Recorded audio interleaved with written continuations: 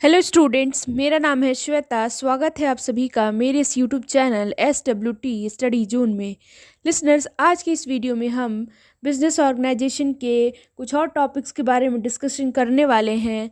तो आइए स्टार्ट करते हैं। लिसनर्स, एक और बात, अगर अभी तक आपने हमारे इस चैनल को लाइक शेयर एंड सब्सक्राइब ना किया हो तो प्लीज़ कर लीजिएगा। इस वीडियो में मैं आपको बिजनेस इन्वायरमेंट से रिलेटेड उसकी मीनिंग, डेफिनेशंस, उसके विशेषताएं यानी कि कैरेक्टरिस्टिक्स और इम्पॉर्टेंस के बारे में बताने वाली हूँ डिटेल में। तो आइए स्टार्ट करते हैं। तो लिसनर्स, जैसा कि आप स्क्रीन पर देख सकते हैं, सबसे पहले मैंने डिस्कशन किया है व्यावसायिक वातावरण का अर्थ, यानी कि इसकी क्या मीनिंग होती है बिजनेस इन्वायरमेंट की। तो लिसनर्स, मैं आपको पहले एक तो मैंने यहाँ पे डेफिनेशंस दी हुई हैं, पहले आपको एक मीनिंग का, इसका अर्थ बता दूँ कि एक्चुअली बिजनेस इन्वायरमेंट होता क्या है। तो जैसे कि हम सब जानते हैं कि इसको हिंदी में व्यावसायिक पर्यावरण कहते हैं। तो ये जो शब्द है, इसका मतलब ये है उन बाह्य शक्तियों से है, एक्सटर्नल फोर्सेस से है या फैक्टर से है, तत्वों से है जो व्यवसाय के नियंत्रण से बाहर हैं और जो व्यावसायिक उद्यम की कार्यप्रणाली को प्रभावित करते हैं। इसमें ग्राहक भी आते हैं, प्रतियोगी यानी कॉम्पिटिटर्स भी आते हैं, गवर्नमेंट आती है, सोसाइटी आती है, पॉलिटिकल राजनीतिक यानी कि वैधानिक और तकनीकी टेक्नोलॉजी, ये सारी सारी चीज़ें सम्मिलित होती हैं इसमें। इनमें कुछ तत्व या कुछ फैक्टर्स अथवा शक्तियों का व्यावसायिक इकाइयों पर प्रत्यक्ष प्रभाव पड़ता है, यानी डायरेक्ट कह सकते हैं, डायरेक्ट प्रभाव पड़ता है और कुछ पर इनडायरेक्ट प्रभाव पड़ता है, प्रत्यक्ष प्रभाव होता है। इस प्रकार हम कह सकते हैं कि व्यावसायिक पर्यावरण का एक ऐसा संपूर्ण वातावरण के रूप में परिभाषित किया जा सकता है जिसका व्यवसाय यानी कि बिजनेस की कार्य प्रणाली पर प्रत्यक्ष अथवा अप्रत्यक्ष रूप से प्रभाव पड़ता है। जैसा कि आप अब स्क्रीन पर देखिए, स्क्रीन पर मैंने डेविस की डेफिनेशन दे रखी है, यानी कि डेविस ने अपने डेफिनेशन में पर्यावरण, व्यावसायिक वातावरण के बारे में क्या बताया है। तो इन्होंने ये कहा है कि व्यावसायिक वातावरण उन सभी परिस्थितियों यानी कि सिचुएशंस, घटनाओं को और कारकों का योग है, यानी कि इन सब का समिशन है जो किस बिजनेस पर असर डालते हैं, व्यवसाय पर असर डालते हैं। तो आई होप आपको ये चीज़ें क्लियर हो गई होंगी। आइए चलते हैं नेक्स्ट पेज पे। नेक्स्ट पेज है व्यावसायिक पर्यावरण के लक्षण, यानी कि इसको इंग्लिश में बोलेंगे कैरेक्टरिस्टिक्स ऑफ बिजनेस इन्वायरमेंट, यानी कि कौन कौन सी विशेषताएं होती हैं। तो सबसे पहला, जैसे कि आप लिसनर्स स्क्रीन पर देख सकते हैं, जो बिजनेस इन्वायरमेंट होता है उन सभी फैक्टर्स का योग है जो बिजनेस यूनिट की कार्य प्रणाली को बाहर से बहुत अधिक प्रभावित करते हैं। ये पहला इनका लक्षण है। दूसरा है कि बिजनेस इन्वायरमेंट नेचर से गतिशील होता है, अर्थात ये बदलता रहता है। तीसरा है कि व्यावसायिक पर्यावरण एक स्थान से दूसरे स्थान, एक क्षेत्र से दूसरे क्षेत्र तथा एक देश से दूसरे देश में अलग अलग होता है। यानी कि जैसे हम सब जानते हैं कि जो पर्यावरण है, यानी भारत की राजनीतिक परिस्थितियां हैं, हर एक देश की अलग अलग हैं, भिन्न हैं। जैसे कि भारत एंड चीन के लोगों की रुचि एवं मूल्य में भी भारी अंतर है, यानी कि अलग अलग देशों में जाएंगे तो आप अलग अलग लोग मिलेंगे, उनकी अलग अलग उनकी नीड्स एंड वांट्स है, अलग अलग उनकी रुचि है। तो ये बताया गया है इसमें। आइए चलते हैं अब नेक्स्ट पेज पर। नेक्स्ट पेज पर लिसनर्स, मैंने व्यावसायिक पर्यावरण के महत्व के बारे में डिस्कशन किया है। तो जैसा कि आप देख सकते हैं, इसको इंग्लिश में हम कह सकते हैं इम्पोर्टेंस ऑफ बिजनेस इन्वायरमेंट, यानी कि क्या क्या क्यों इम्पोर्टेंट होता है ये बिजनेस इन्वायरमेंट।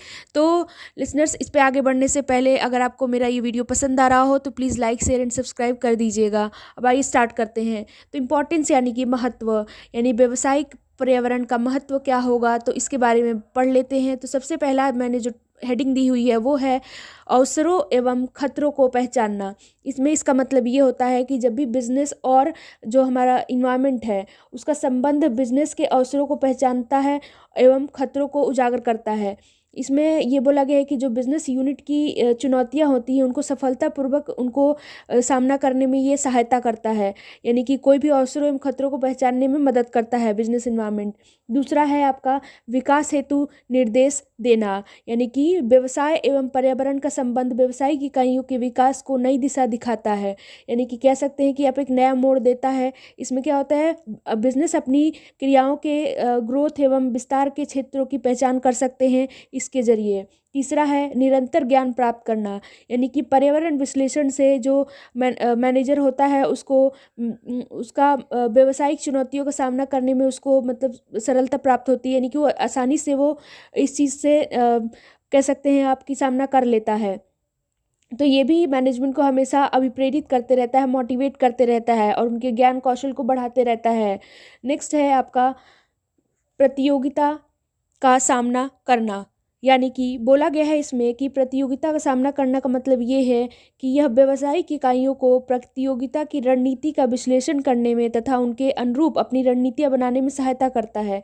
यानी कि जो भी बिजनेस यूनिट है, उनकी जो कॉम्पिटिटर्स हैं, उनकी जो आप प्लानिंग कह सकते हैं, रणनीति कह सकते हैं, उनका एनालिसिस करने में और उनके ही अनुरूप अपनी स्ट्रैटेजी है बनाने में मदद करता है, अपनी प्लानिंग में सहायता करता है।